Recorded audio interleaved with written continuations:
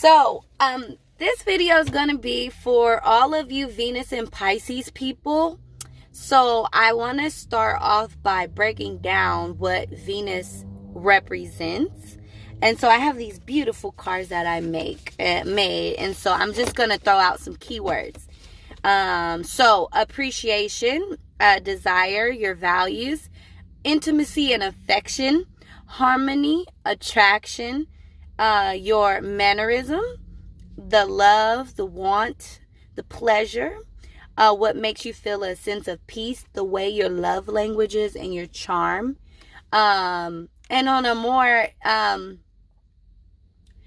darker aspect, or I don't like to really say darker, but yin and yang, light and dark, masculine, feminine. There are other aspects to ourself that are more shadow side aspects. So it could be lust, sensuality, vanity, greed, provocativeness, laziness associated with Venus. Yeah, because it's your pleasures, what makes you feel comfortable. When you're comfortable, when you're at peace. And some people are really at peace when they're in a hermit state, which can, bring about those type of experiences, a lack of thereof due to lack of action. And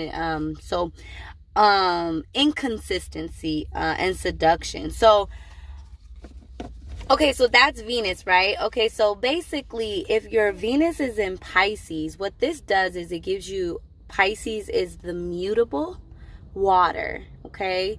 So Pisces is the selfless lover. Venus in Pisces is the selfless lover. But you want to remember, when we're dealing with Pisces has that yin and yang, okay? So when we talk about the yin, okay, so there's more internal feminine energy with the Pisces energy, because Pisces is a feminine sign, right? So it's mutable water that's feminine. So this is a person who is nurturing in relationships, and usually the one that will cater to their lover and is selfless. Like, will put the other person before their own self sometimes. But in a more darker space, if this person is imbalanced, if this person has been not giving themselves what they need, okay, so Pisces Venus people need to have time to put themselves first, and self-care is very, very important. Do things for yourself. Learning how to do things for yourself will help you be a more balanced lover, because Pisces Venus people on a more destructive area will be very deceitful. Okay, they will do things deceitful. They will lie. They will hide things. They will be sneaky. They will try to manipulate you. Neptune is the ruler of Pisces. Okay, so you have to look at the ruler of the sign. So the ruler of the sign Pisces is originally ruled by Neptune. So Venus is the way you love, your love language, but it has that Neptunian nature because Pisces is there. So what it does is it gives you those qualities of a Piscean person in the way you appreciate and value people, the way you take care of your things, the way you connect with others, the way you treat yourself and value yourself. Now, this also can play out with your second house as well. This is second house type of, Venus, like a love, appreciation, things of that nature. But you want to also consider the fact that, I don't want to confuse you with houses. You want to, when you do study your chart, you want to look at where Venus is in your houses. Because then it will show you where you are giving your love and giving your desire and putting your, getting a sense of pleasure out of that area of life.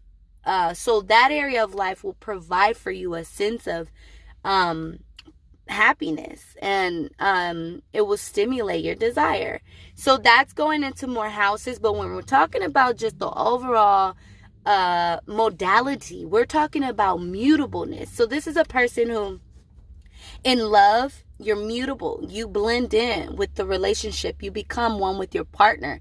You may even start to take on the characteristics of the person that you're with if that person is more dominant, or if that person has more a more stronger Venus, Sun, whatever, any planet that's really dominant in their chart that they show, you may start to take on those qualities, because Pisces can become like a mirror. Okay, excuse me. Like, for instance, I'm a Pisces rising. So what that does, I'm Neptunian. My rising, which is my first house ascendant, is Neptunian in nature. So when people look at me, there's an intensity where they're looking at a mirror. Okay, so this is a screen. You probably can't really tell. But when you first meet me, when you deal with the first house, first impressions, things of that nature, when you look in my eyes, it's almost as if it's looking at yourself. And I've heard that before.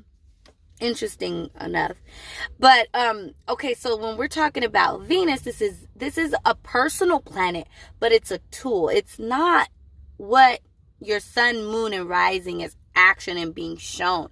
It's the qualities that are seen physically, like your emotional response is the moon, your actions and your vitality and drive is the sun, and your rising is your personality, style, and grace. So when you're dealing with the Venus, it's a tool.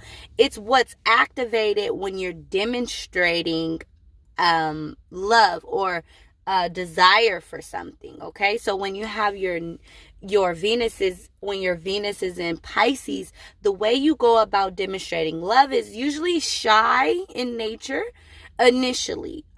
You want to remember Pisces are shy initially.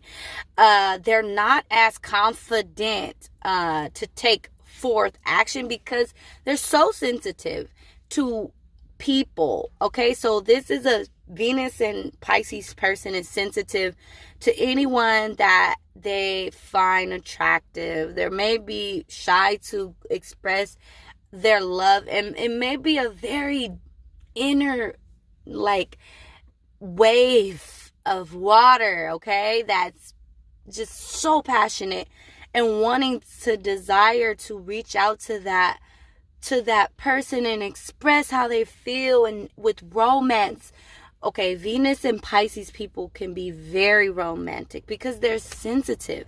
They're emotional creatures. They respond to their lover emotionally, okay? They understand how their partner feels. Sometimes if their partner's upset, it will make them take on that.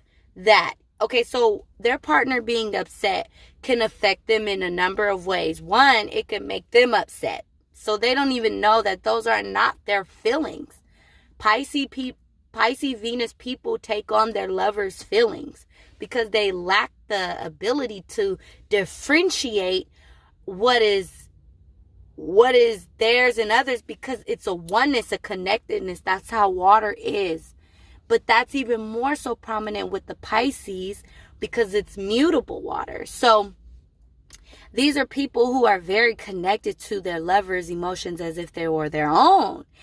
They always want to fix things and make things right. But see, this is a burden. It becomes a burden on that Pisces Venus person, and they become selfish in love, deceitful, hiding how they truly feel. When they're angry, they might not even say it, or they might go ghost, the hermit.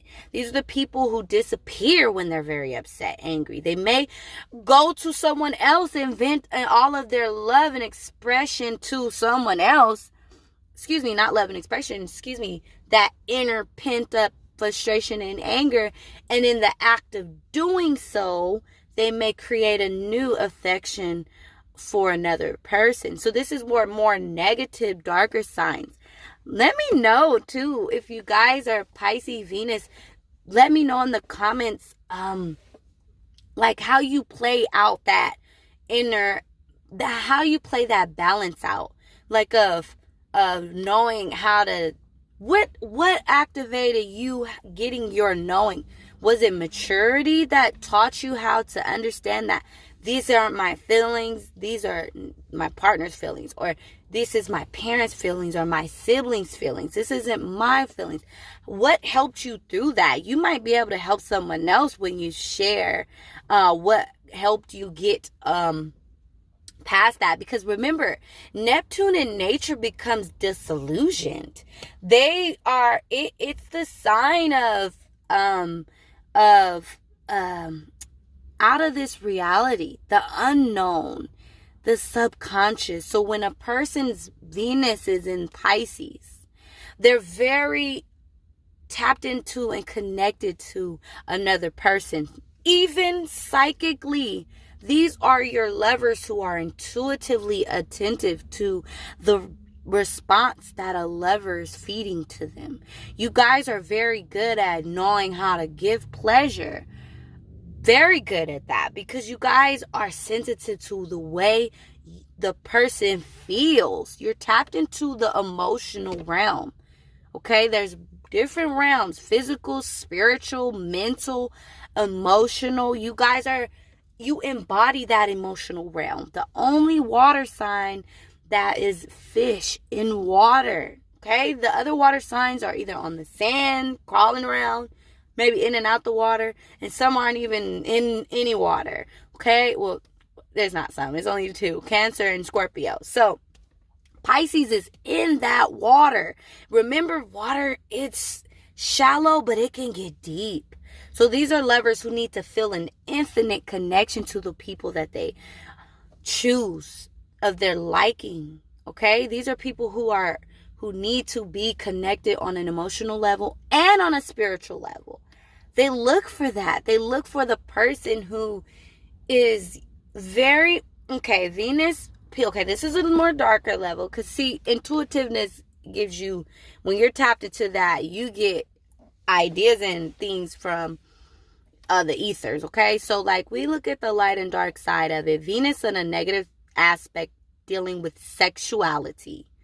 This is someone who might be very faithful and loyal, but can also, the lines can get blurred. Okay, when they're not in a good emotional space, they can be womanizers. They can be vindictive. They can be manipulating.